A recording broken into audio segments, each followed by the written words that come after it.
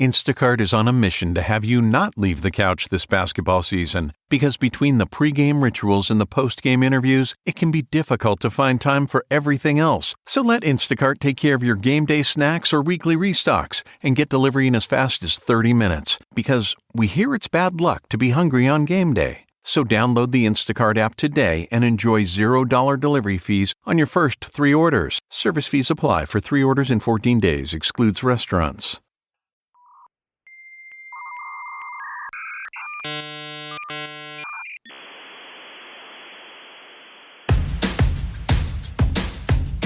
I'm as mad as hell, and I'm not going to take this anymore! Hello, friends. Welcome back to the show. My guest today has been someone I've been aspiring to come on the show for almost a decade. I met Lisa Shufro when I was at Stupid Cancer, and we were involved with TEDMed. For those unfamiliar, TEDMed is TED Talks, TEDx, but for medicine and the life science industry, and it's fascinating. It was a spinoff, and she was the curator, and she trained all sorts of incredible human beings in the life sciences industries who were not thespians, didn't go to theater school, weren't like band geeks, on how to get on stage and orate and tell their story. She's the storyteller's storyteller. And I've never met anyone quite like her who appreciates the art of the audience. Because remember, folks, it's never about what you want to say. It's what do you want people to hear? And that's what makes the difference, especially in life sciences when telling your story to a drug manufacturer or to the FDA or jargony jargon. That story can make or break whether a drug gets approved, whether a drug gets reimbursed, whether anything gets to the people who need it. Is all about your story. So with all that said, and a whole lot more, Lisa Shufro. Let's get started.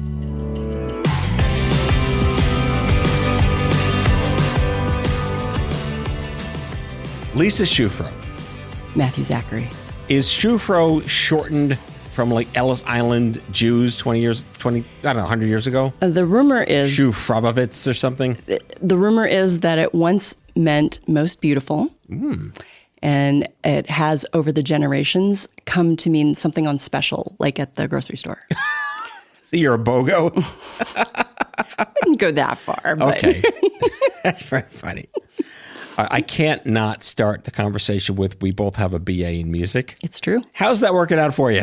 Beautifully. I use more music now than I thought I ever would when I got the degree, to be honest. So you're the one for whom the BA in music is paying off. Yeah, and I wouldn't say that, it's not that I'm playing violin anymore, but I would say that the discipline of thinking through what a piece is, what it means, how to interpret it, how to collaborate, how to compose, those have all come in very handy. And to understand that there is structure, to understand that there are eras, that there are these things, enables me to give color to the collaborators I work with. It's just, we use words instead of notes. Of all the instruments I learned to compose for, I could never really master strings because I never knew what position to put the fingers. I forget what it was called, like a high position or second, up the stem.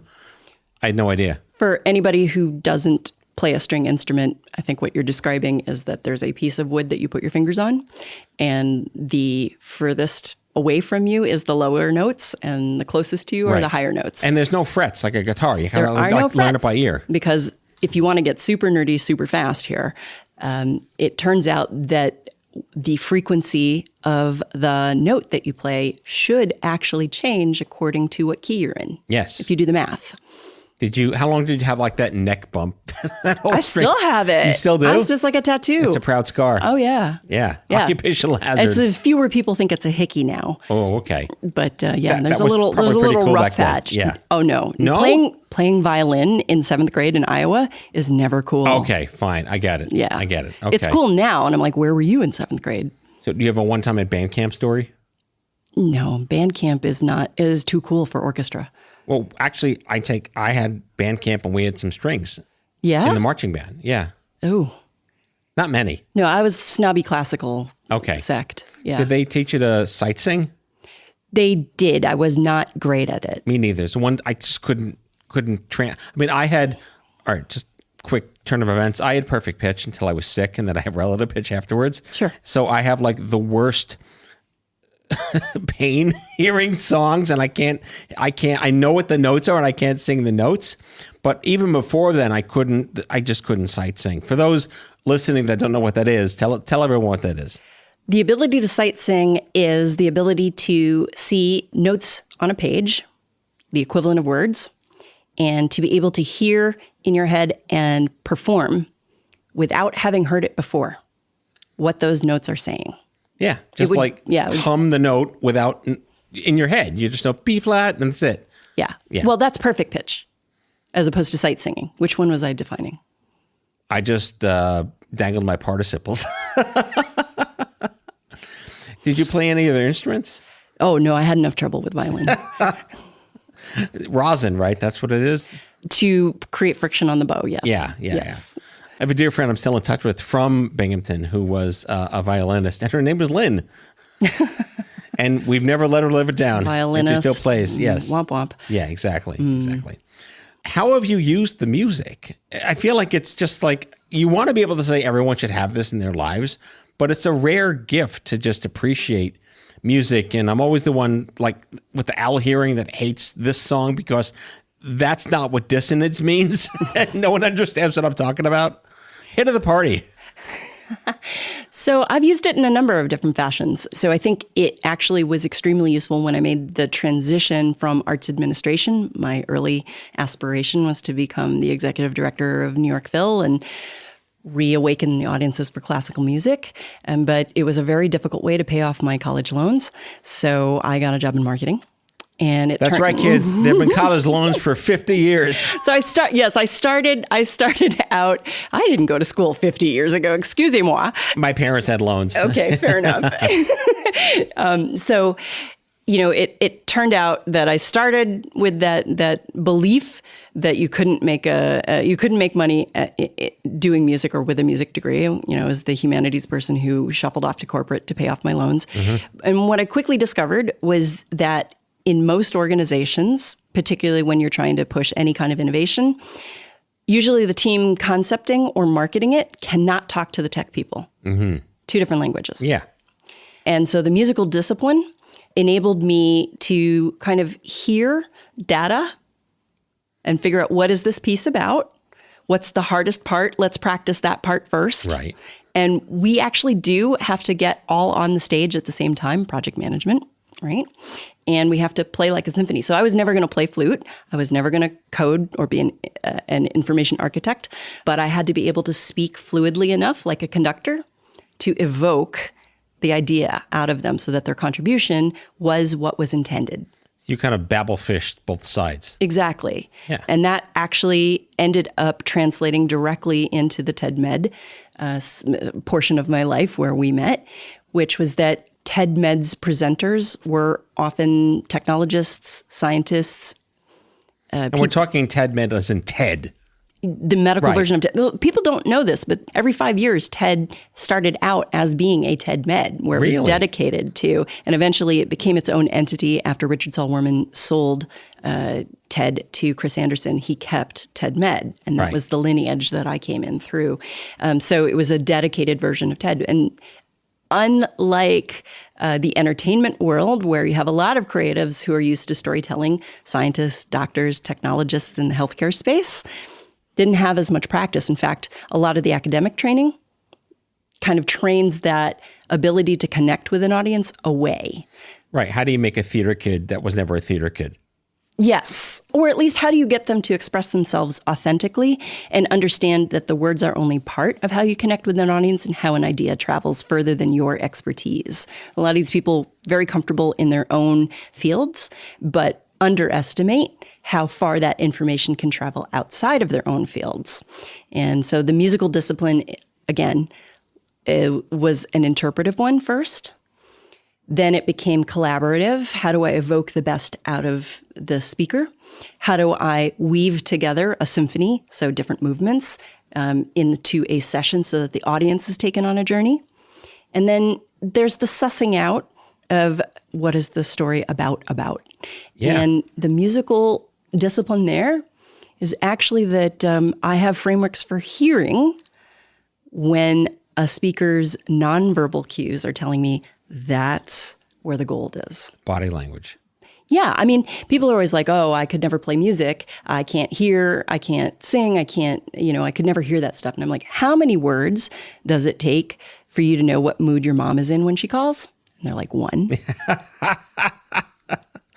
You have it, but I have the discipline of breaking it down and doing it repeatedly. At this point in time, my parents are in their late 70s, so the tone, I don't need to know how she's feeling. It's the same every time she calls. Like, fine, who died now? Oh, no.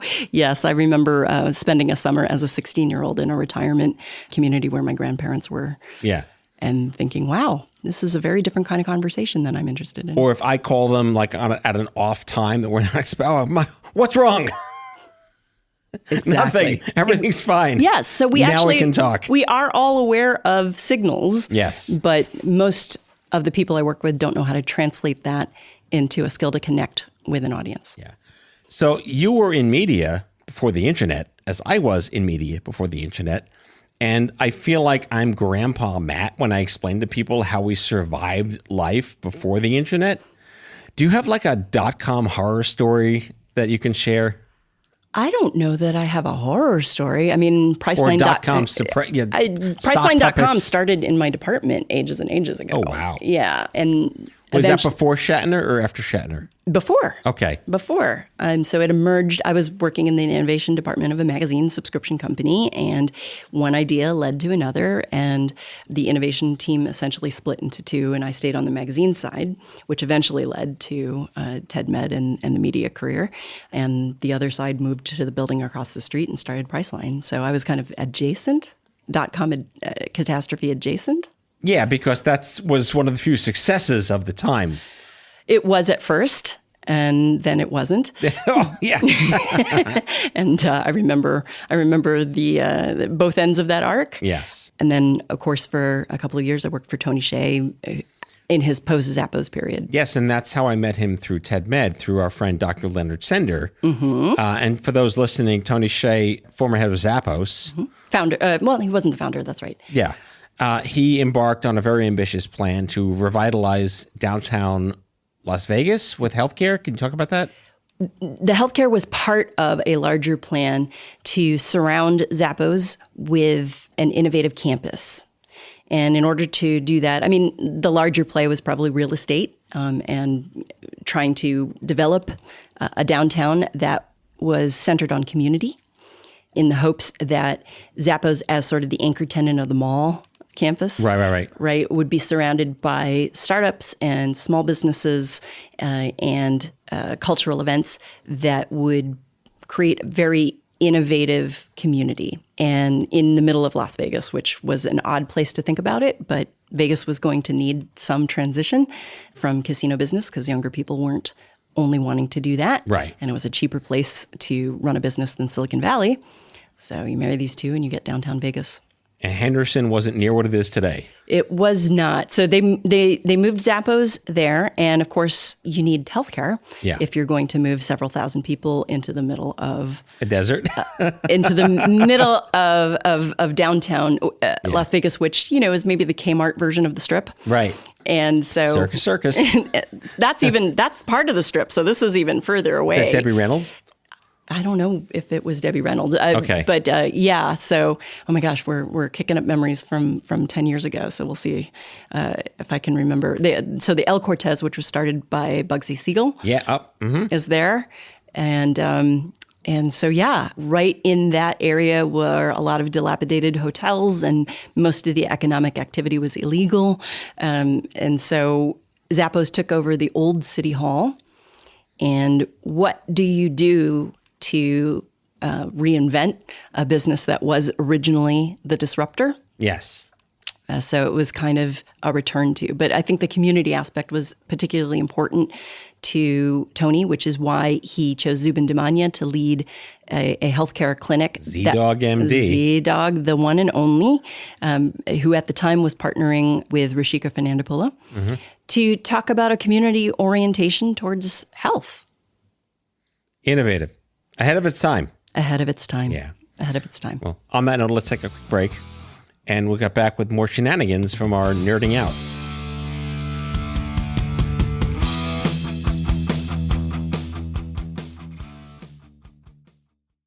Ryan Reynolds here from Mint Mobile with a message for everyone paying big wireless way too much. Please, for the love of everything good in this world, stop. With Mint, you can get premium wireless for just $15 a month. Of course, if you enjoy overpaying, no judgments, but that's weird. Okay, one judgment. Anyway, give it a try at mintmobile.com/switch. Upfront payment of $45 for 3-month plan, equivalent to $15 per month required. Intro rate first 3 months only, then full price plan options available. Taxes and fees extra. See full terms at mintmobile.com. Craving your next action-packed adventure? Audible delivers thrills of every kind on your command, like Project Hail Mary by Andy Weir, where a lone astronaut must save humanity from extinction, narrated with stunning intensity by Ray Porter. From electrifying suspense and daring quest to spine-tingling horror and romance in far-off realms, unleash your adventurous side with gripping titles that'll keep you guessing. Discover exclusive Audible originals, hotly anticipated new releases, and must-listen bestsellers that hook you from the first minute. Because Audible knows there's no greater thrill than the one that speaks to you. Discover what lies beyond the edge of your seat. Start your free 30-day trial at audible.com/WonderyUS. That's audible.com/WonderyUS. Find yourself looking for a new job or change in career? Monster.com is here to help. We are not only here to bring you job postings, but also AI interview prep and salary tools, expert career advice, and top-notch resume services. We've got everything you need to land your perfect job fit. Discover the magic of finding the ideal job with Monster.com. Your future starts now. Visit Monster.com today. Your next job opportunity is just a click away.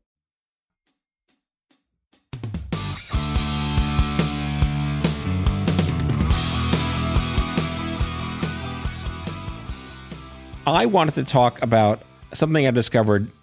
You wrote a column called Super Curious? So yes, that is sort of my placeholder for all of my passion projects. So I read a few of them, and it seems like you haven't done one in a while. A lot of amazing things have happened for me in the past couple of years, and I haven't been able to dedicate. But that's my lifelong aspiration, is to build a community around the super curious. And it really stems from this is the transition from being a musician and interpreter into a composer, in a way, which is I'm really interested in how ideas intersect. And that's what the super curious is really about, is you don't think these ideas go together. You don't think that these audiences go together. You may not think that these experts go together, but they do. Let me show you how. Yeah. And that's the spirit of the super curious, which came from my style of curation all along. I felt like it was like the cube root of anachronism. I'm going to have to parse that one later, but I like all the syllables you just used. Syllables. Actually, all right, now we have to veer into my fifth grade teacher, Mrs. Before I say this, Mrs. What's her name? You don't remember your fifth grade teacher? No, I'm sorry. It was my sixth grade English, Mrs. Orzo? No, Mrs. Oh, I want to remember her name. You had an English teacher in sixth grade? I still had the same teacher for everything. No, middle school was 6, 7, 8. Oh, I'm Mrs. Oh, I got it. So I'm perusing through the various and sundry amazing, well-known figures you've worked with in the past, and I couldn't help but not unsee Richard Simmons. Yeah. Tell me about that. So I guess this ties a little bit into the super curious notion of curation, which is what ideas go together, what audiences go together. And in putting together a program that is meant for some fairly heavyweight, biotechnologists and healthcare practitioners and policymakers, very serious crowd. And I'm thinking, okay, you're sitting in a seat for 90 minutes to 2 hours at a time. I don't know if people know that TED conferences are filmed over the course of 4 days, and you get 50 to 70 talks in 4 days that are distributed online throughout the course of the year. A lot of people don't realize that the live audience is sitting for 2 hour stretches at a time. And so I became very interested in the journey of that 2 hours as much as any individual talk. So I'm thinking a lot of these practitioners and experts have forgotten what it's like to be in their body and have forgotten what the feeling is of health. And the feeling is of wanting to aspire, because even if you put it in an 18-minute talk, they're still talking about some pretty serious stuff. And it doesn't matter if you aren't in your body. So I was thinking, what's the right juxtaposition for an audience that's listened to, say, 5 very serious talks?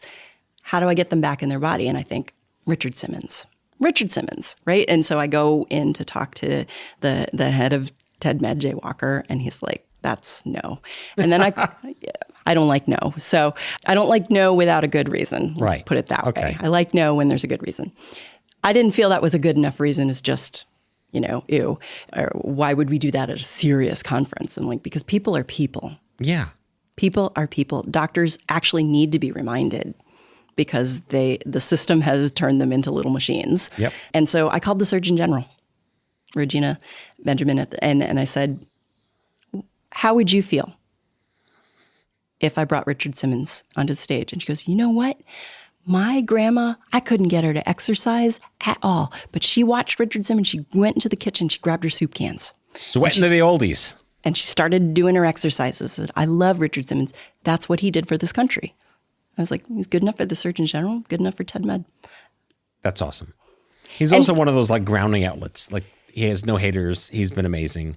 He was a fountain of joy and energy, and you felt the way he transformed the Kennedy Opera House with those red velvet seats, and he thought it was a science conference, so he was wearing tights that were covered with galaxies and astronomy and things like that.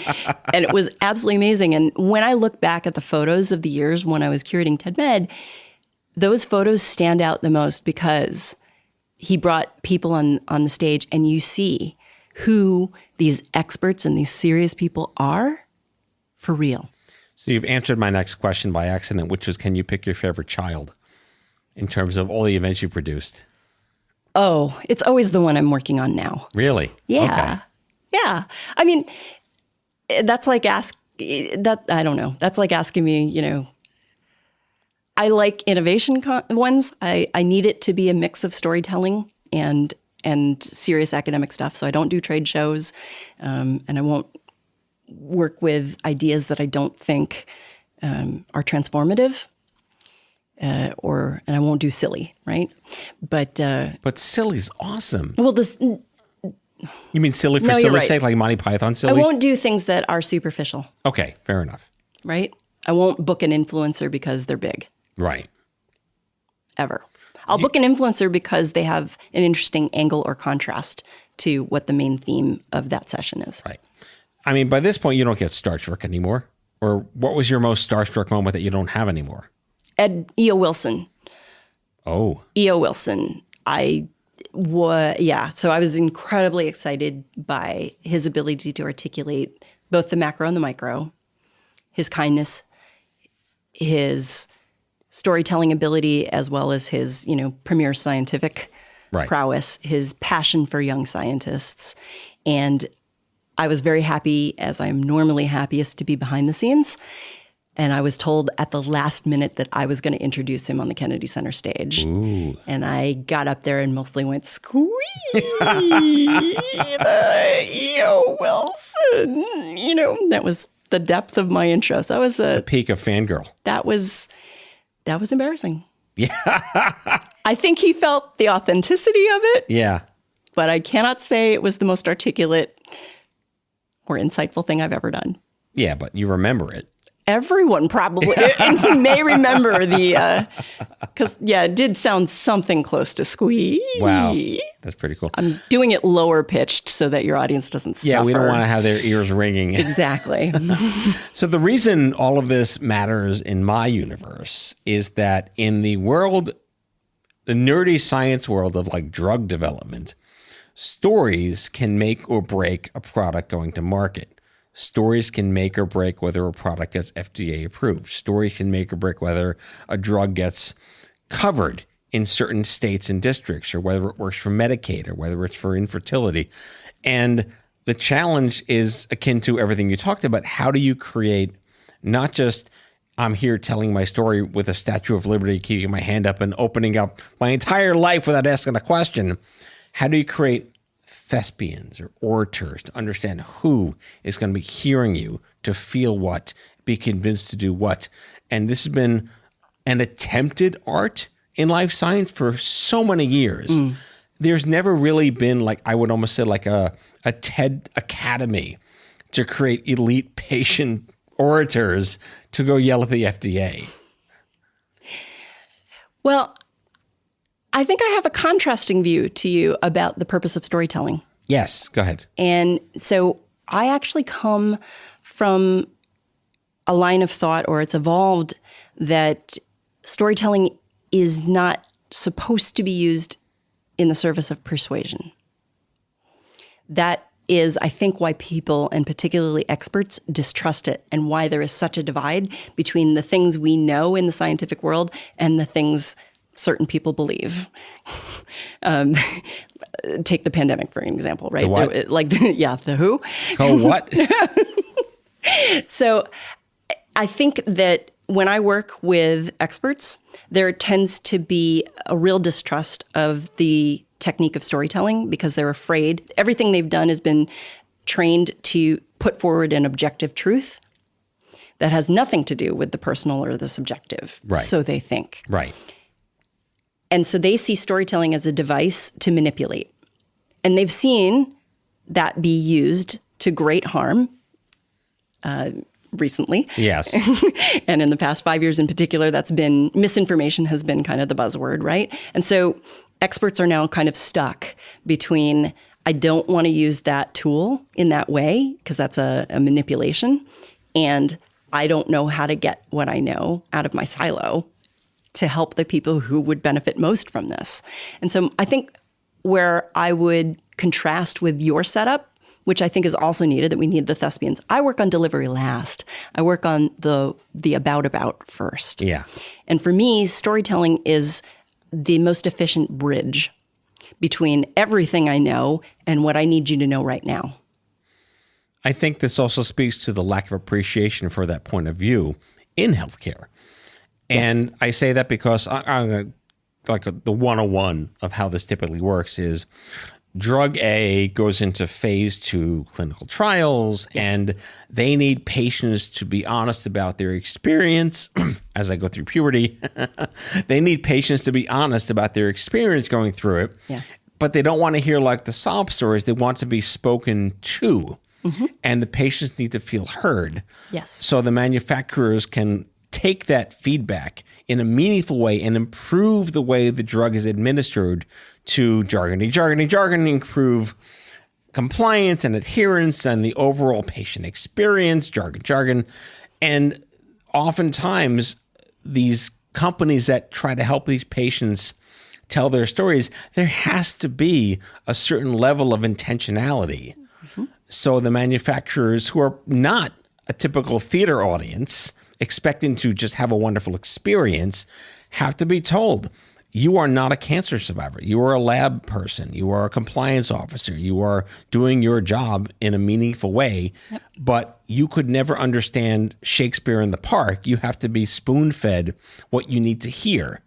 And that's a very different, regrettable way to think about having to, in a sense, pseudo-manipulate through the story by training the person to say what needs to be said.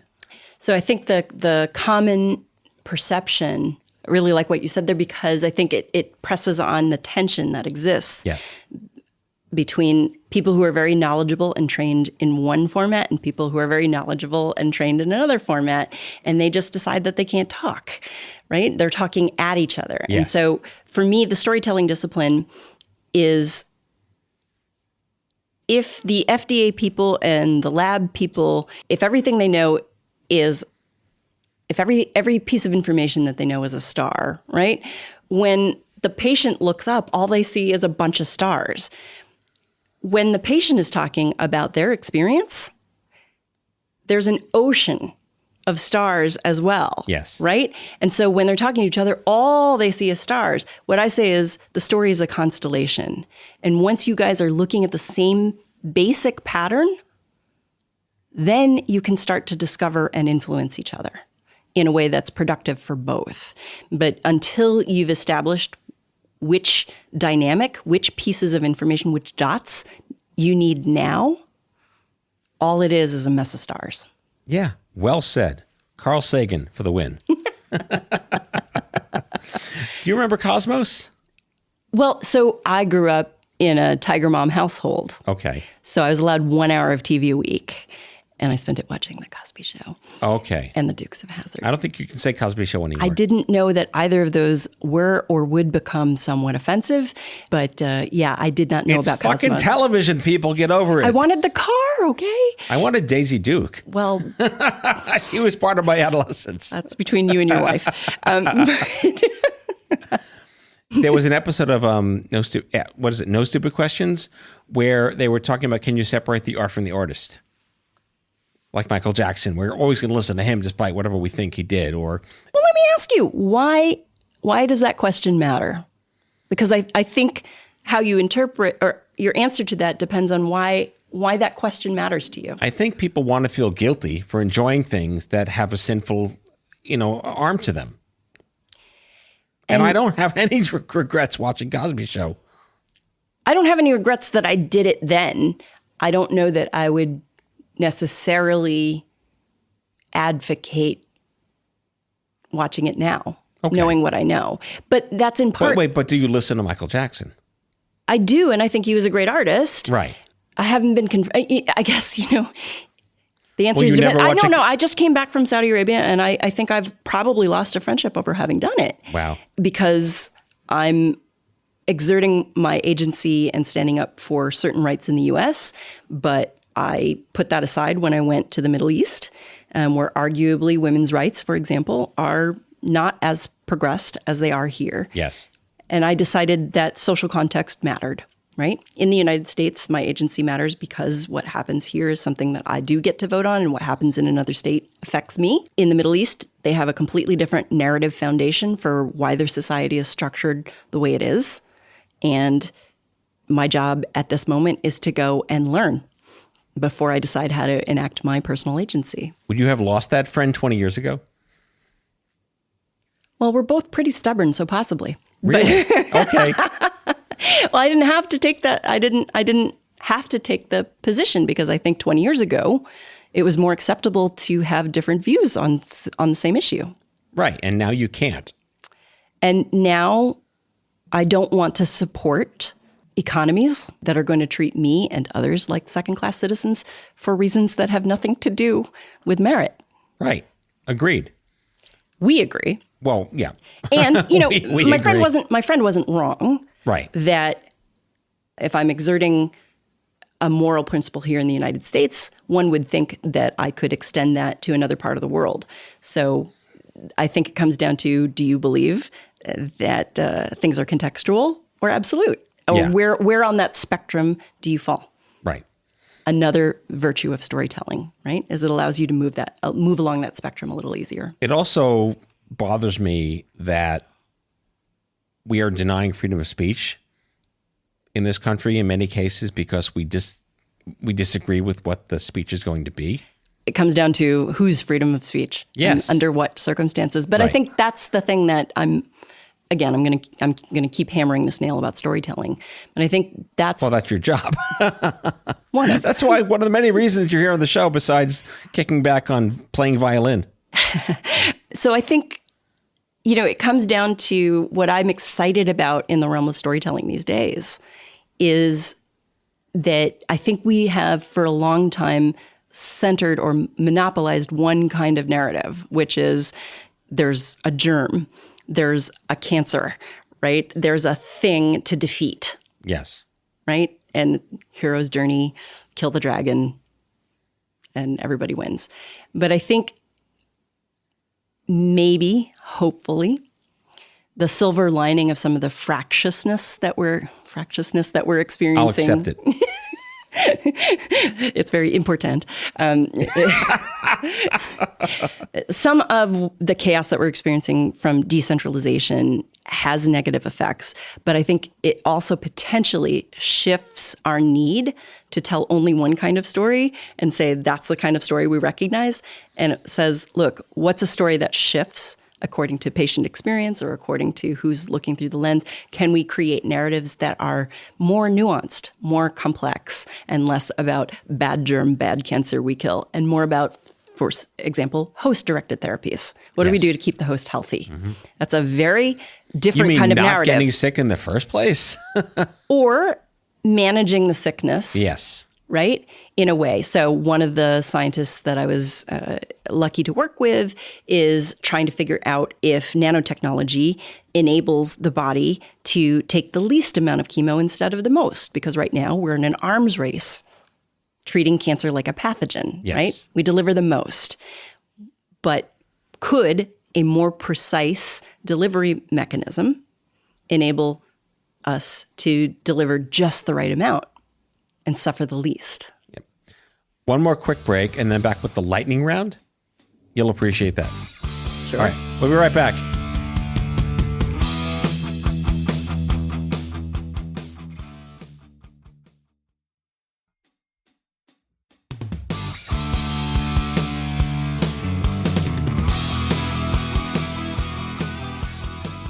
So to all the people listening who happen to be cancer patients or any patients at all, or just human beings that live on the earth that have a pulse, can you talk about the difference between storytelling and telling your story? This is a question that comes up so often. And I think in particular, my experience talking with cancer survivors is that they end up feeling like they have to dive into the pathos and the sob storyness of it. And they don't want to be seen as the disease. I hear some version of that over and over again. And so the difference between storytelling and telling your story, lots of points, but the one I'll share right now is you don't go chronologically. Mm-hmm. You decide what constellation, to come back to that analogy, which dynamic of my life is it that I want to talk about? So this isn't a cancer story, but I'll talk about someone at the VA. She wanted to, every time she sees a report on her desk about another veteran who committed suicide, what does that feel like for her? And then she goes into the data, right? But she doesn't start at, well, this happened in my life and this is how I got into it and this is what I researched next. So many of the people that I work with feel either, there's often two paths. I said this was going to be, was this the lightning round? This isn't the lightning round. This is part of the lightning round. This was the lightning round. This is the lightning round. This is the thunder round that precedes lightning. Well done, Odin's son. So, path one is they go chronologically and hope people glean what the meta story, what the underlying message is just from going on the journey. And they tell all the sad details instead of what do I really want this audience to understand?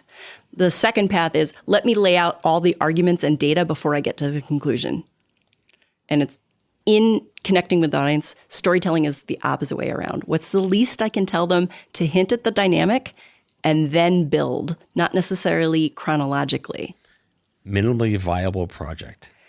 Minimally valuable project. That's the new Silicon Valley term. Ooh. Yes. I'll allow it. All right. I have two pop questions and then the lightning round. Okay. Which is, do you remember your first AOL handle? I never had an AOL handle. What? 1 hour of TV, Tiger Mom. You think she was going to let me on the internet? You have to leave the studio now. All right. We were in an undisclosed location, okay. So. AI, Skynet or Savior or both? Neither. Tell me. I'm going to take this back to music. Okay. I have most people think that the Stradivarius violin part is the really valuable part, and it is. But what they don't realize is that the bow is actually quite a bit more sensitive because you're doing a lot more subtle things with it, and the physics are much harder. And it frays. Bringing it back to rosin. Yes. So I have a really good bow. And the thing I love about it is it makes everything that I already do well as a violinist better, and everything that I don't do well as a violinist a little harder to catch. I think that's what AI will do too. Well done. All right. I would like to see it make us more human. I don't know that that's all it's going to do, but I am on team human. I shall cut the head off a chicken. Why did you laugh so hard? No, because Why are you so cynical? Because you're so optimistic. I have to cancel you out. That's very X of you. It's an anoetic chamber. That's a Gen X. I don't know that I'm optimistic. I think I see a possibility. And I don't think it's the only thing that's going to manifest, but I absolutely am not going to the extreme of Savior or Skynet. Well done. All right. This is more of speaking of Savior Skynet, I always ask ChatGPT, I feed it as much information about my guests as I could find on the internet, including downloading YouTube videos and doing transcripts. Oh, boy. And I ask it, if Lisa Shufro's life were a Netflix series, she'd be a mix of. You're not going to guess. I'm just going to tell you. Carrie Fisher. Yes. Sharp, witty, unafraid to call out the nonsense, and deeply unapologetically human. Carl Sagan. Ironically, I didn't realize that was we talked about that. That is hilarious. A mind always searching for meaning, connecting the universe's dots through narrative. Oh, my goodness. And Ira Glass. The voice that pulls people in, makes them care, and leaves them seeing the world differently. Okay, Savior. I'm changing my answer. Mission accomplished. Good. That's fantastic. AI for the win. Okay, that's my favorite application of AI yet. Your outro could be a million things. What do you want the people to know about you? Where can they learn about you? Websites, handles? LisaShufro.com. Nice and easy. LISASHUFRO.com. We'll put the links in the descriptions. Or the Super Curious, which is dormant, but it's coming back. And the whatmatters.com. That is one of my side projects we didn't talk. Well, it's not my side project, but it's one of my many storytelling projects that we didn't talk about at all. International Woman of Mystery. Lisa Shufro. Matt Zachary. Thank you for having me. Is it Matthew or Matt? You can call me MZ.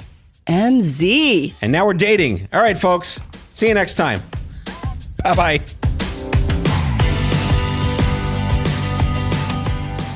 Out of Patience with Matthew Zachary is a production of Matthew Zachary Worldwide. The executive producer is Matthew Zachary. It is mixed and edited by Kyle Moore. If you like the show, ratings and reviews are always welcome wherever you get your podcasts. If you have guest suggestions or would like to learn more about sponsorship opportunities, email podcast@matthewzachary.com. For more information about Matthew Zachary and Matthew Zachary Worldwide, visit matthewzachary.com.